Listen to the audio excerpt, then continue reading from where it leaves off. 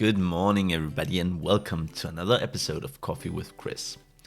Today I'm going to be talking about something that I experienced this morning. As is the usual around here, I mostly talk about my day, what's going to happen, what has happened. You know, those kinds of things, at least until I get a subject to discuss. So if you do have a subject to discuss, please put it down in the comments below and I'll address it as soon as possible, which means most likely next episode. Though if it is something that requires some research and stuff, then I won't address it until a few episodes from now when I've done the research. Nonetheless, this morning when I woke up, inspiration struck and motivation, like at once, and it was just golden. You know how sometimes we're motivated to do something, but we're not really inspired. So if we're doing a creative task, we might be motivated to paint, but we don't know what to paint. And once we stand in front of the canvas, it's like, what am I even doing here? And other times we're really inspired, like, again, creatively, and like, oh my God, you can just imagine what you want to get out onto that canvas. Yes, I did notice I said like a lot. Anyway, but then you're not really motivated to get up off of the couch. You can't get your body in gear. Well, sometimes, and I bet most of you know that feeling when it just strikes at the same time. You are both inspired as to what to paint and motivated to get up and paint it. I had that this morning with my project, specifically my wireframe for my professional portfolio. I am almost finished, but I decided to cut it short in order to make this episode because I don't want to lose my drive to make the episode. It's a balance thing. If I spend too long working, I'm going to want to reward myself, and all of a sudden it's going to be evening and I won't have gotten to do the podcast. And it is, after all, part of my morning routine. It's part of my morning coffee. And so I've got my coffee, and I used to have, back when I was practicing this, I actually used to have this kind of intro thing that I did. Rather than just saying good morning and such, I mentioned warm drinks. I don't remember it exactly, but it went something like, I've got my coffee, I hope you've got yours. And there was something about, doesn't have to be coffee, it can be cocoa, it can be tea, it can be juice or milk or even water, whatever you prefer. I had this flow. Maybe I should go back and listen to some of the older episodes, and then again, they haven't aired, they'll never air, they're just practice episodes. Maybe I should listen to them and kind of see if I can't get inspired to structure this more like a podcast and less like a rant. Because that is what it is. It's a rant. It's supposed to be a podcast, but not really. Again, it's about balance. And I haven't been very good at balancing it. I've been mostly just ranting. That said, back to the wireframing, I guess. I've got a bit of a problem with one of my classmates, and it's one of the classmates that I actually, we comprise a group together with two other people.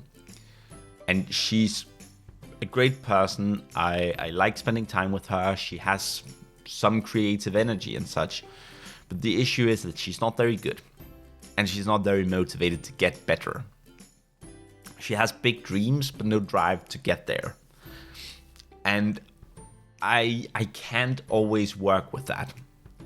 Yesterday, she asked me to take a look at her wireframe. And of course, I did, because I'm a good friend, I'm a good classmate. Well, I try to be, at least. I don't know if I actually am, but I do what I can to be a good friend, a good classmate, and a good co-worker too. And when she sent it to me, I was shocked at the quality. It was, to put it nicely, and I don't really pray because I don't believe in anything like that. But, the expression is, I pray to God. I pray to God that she never hears this, because it would hurt her feelings tremendously. But it was horrible. The wireframe was unstructured. It wasn't thought out. And it just wasn't good. It was like no thought had been put into it. We have learned about all of these principles One of them is crap, which is contrast, repetition, alignment, and proximity. She did none of those things. She had very, very horrible contrast on her text and background. You could barely read the text unless you had perfect eyesight, which not everybody does. Repeated elements? No, each page was different. There was no repetition. Things weren't properly aligned, neither horizontally nor vertically, and it definitely wasn't a design choice. And the proximity, well, I guess proximity was okay-ish, but then again, there was like this, her title wasn't anywhere near her anything else, and so even her proximity was down the drain. It was the worst thing I have ever seen. I thought we were all better than that. And the surprising thing is, I happen to know that she is more skilled than a lot of my classmates. I don't know if her wireframing skills are just really bad, but generally speaking, she's actually about average. I'd say she's good. Okay, that's kind of, she's not great, but she is good. And she's about average, I'd say. Which means there are a lot of people in class that will deliver similar products. People are going to fail. Like, it's... I worry a lot. And I did what I could to tell it to her kindly, and I wrote down a bunch of notes and took examples out of her wireframe and such, and really showed her how to do things and what she could do better and such. Rather than being like, you did this wrong, I tried to tell her you could do this right. But still, it was bad, and I feel bad about it. I feel bad for her, because we need to be able to do this. If she can't do this, she's not going to pass the exam. And I think she's the kind of person, if she doesn't pass the first exam, she's not going to try the second or third time around. So, yeah. Well, that's that. At least I'm doing well. My inspiration struck, my motivation struck. I'd already made a lot of work, but I just had that idea to make it better. And I even ended up making, because right now, before, I had mobile, tablet, and desktop. Now I have mobile, small tablet, big tablet, and desktop. Different screen sizes. That's very important to me. I need to be thorough, especially because thoroughness is part of my mood board. I don't stop at the bare minimum. And I try to sell myself as someone who always gives you the best product. Which also means I need to find a way in my portfolio to communicate that if you're looking, for example, I can design logos, but I do grid-based logos. And those look great, but they're not for everybody. If you want a flower, like a hand-drawn flower or something, that's not me. I can't do that for you. But I know someone who can. Unfortunately, she doesn't speak English, and I'll be working primarily in North America is the goal. But for all the teachers' knowledge, it's just international.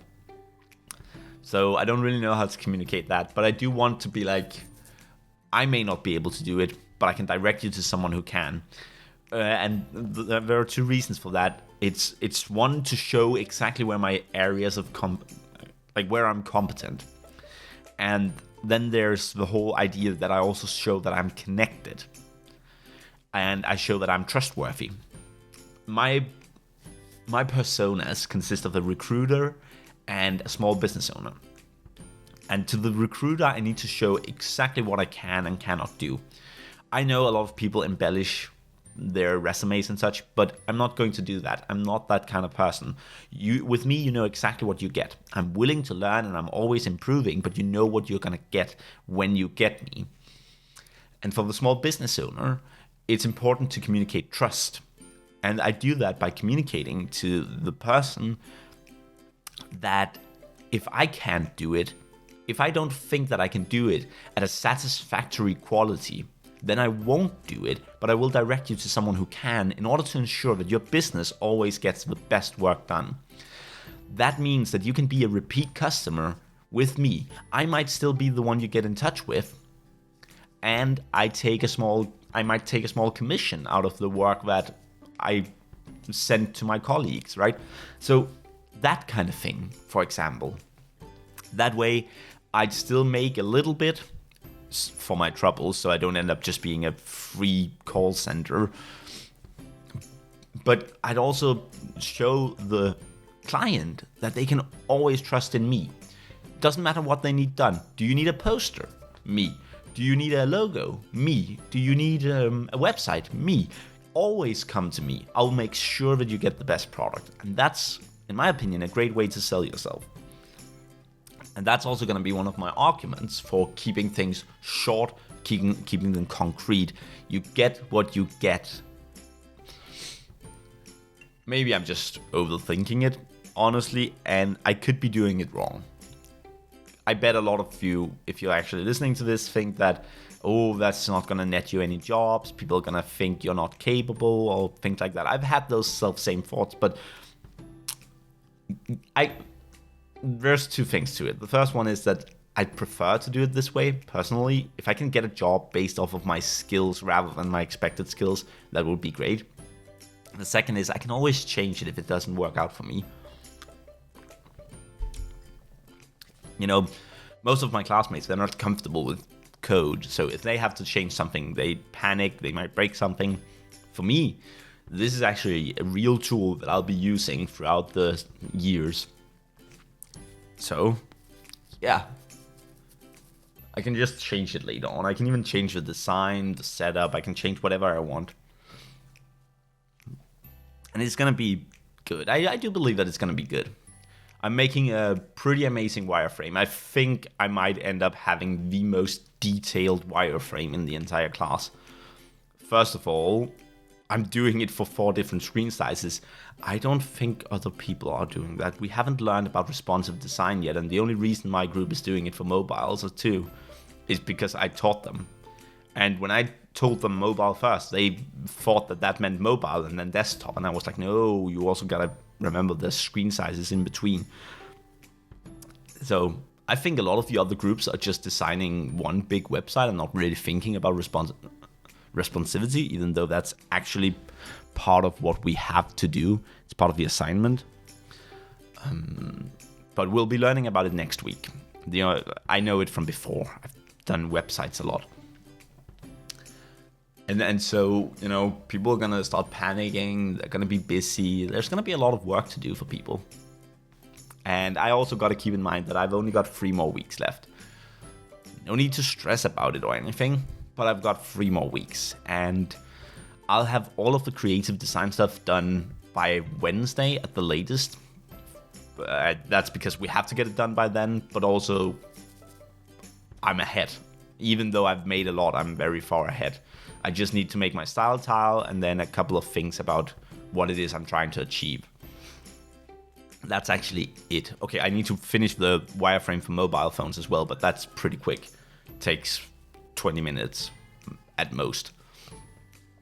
And after that, well, I'll have to write my report.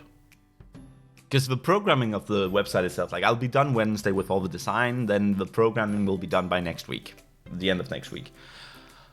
But the assignment writing, that might take a while. That could easily take a week. So I really need to consider that. But if I'm done in a week, plus minus a few days, then I have 2 weeks to write my report. And I already have all of the content for the report. And it only takes me like a day to do the design of the report. Because we do have to make it... Well, we don't have to make it pretty, but I'm going to make it pretty. I'm going to treat it like a client report. Again, because I'm a little extra like that. I'm not the top of my class in all areas. But I am the top of my class in certain areas. And I think that grit and tenacity are two of the areas where I am definitely at the top of my class. Then again, I'm also older than a lot of them. Their focus is on drinking. My focus is on getting a job, because I'm so sick and tired of being in school. But that is most definitely a subject for another day. I don't have much more to say. You know, that's a lie. I always have more to say. I can talk endlessly, but you wouldn't want that, and I probably wouldn't want that either. So I'm gonna cut it off here for today. Thank you for listening to all of my ramblings.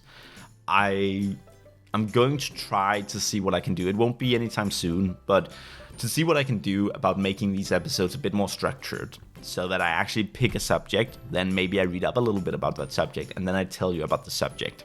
For example, today I talked about inspiration and motivation. Maybe I could talk a little more about the technical, or the chemical, the biological stuff behind motivation, for example. I think that would be interesting, and it would be interesting for both you and me. So this is it for today. Don't forget to like, comment, and subscribe. All of those YouTube things that I have to ask you to do, because reasons. And I'll see you tomorrow. Bye-bye now.